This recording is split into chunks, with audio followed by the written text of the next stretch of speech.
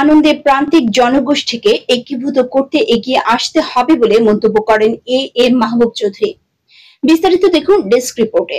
দুয়ারে সন্নিকটে ঈদ, সর্বজনীন ঈদের আনন্দ প্রান্তিক জনপদের পিছিয়ে পড়া জনগোষ্ঠীর মাঝে ছড়িয়ে দেওয়া সামর্থ্যবান সকলের দায়িত্ব। কম সৌভাগ্যবান শিশুদের কল্যাণ নিশ্চিতে ও তাদের ঈদ উৎসবকে সমাজের মূল ধারায় একীভূত করতে স্বপ্নচাষীর উদ্যোগ প্রশংসনীয়।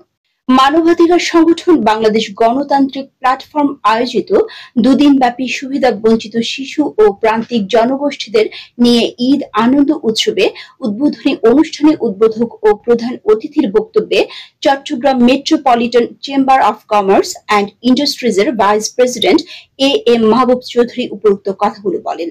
28 মার্চ সংগঠনের সভাপতি চৌধুরী কে এন এম রিয়াদের সভাপতিত্বে কর্মসূচিতে ছিল শিক্ষার্থীদের মাঝে ঈদ উপহার বিতরণ, মেহেদি রঙে হাত রাঙানো উৎসব ও খাদ্য সামগ্রী বিতরণ।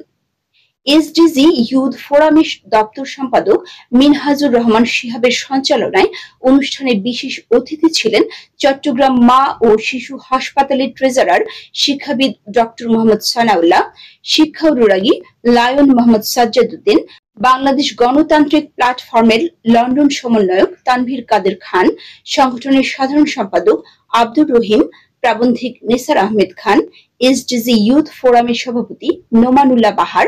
এছাড়াও ছিলেন এইচটি বাংলা টিভির সম্পাদক মোহাম্মদ ইসমাইল হোসেন, 1 টাকায় বৃক্ষরোপণের সভাপতি শেখ আব্দুল্লাহ ইয়াসিন, বৈষম্য বিরোধী ছাত্র আন্দোলন চট্টগ্রাম দক্ষিণের মুখপাত্র মাহবুবা ইলা খাদিজা তোহফা, স্বপ্নচাষী শিক্ষক তানিয়া আক্তার ও আজিজুল ইসলাম।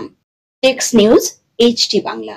Million offer, Walton fridge, TV, washing machine ও বিএলডিসি ফ্যান কিনে পেতে পারেন 20 লক্ষ টাকা। রয়েছে কোটি কোটি টাকার নিশ্চিত উপহার। এত কিছু, আমিও যাই ওয়ালটনের শোরুমে। ব্যাকআপ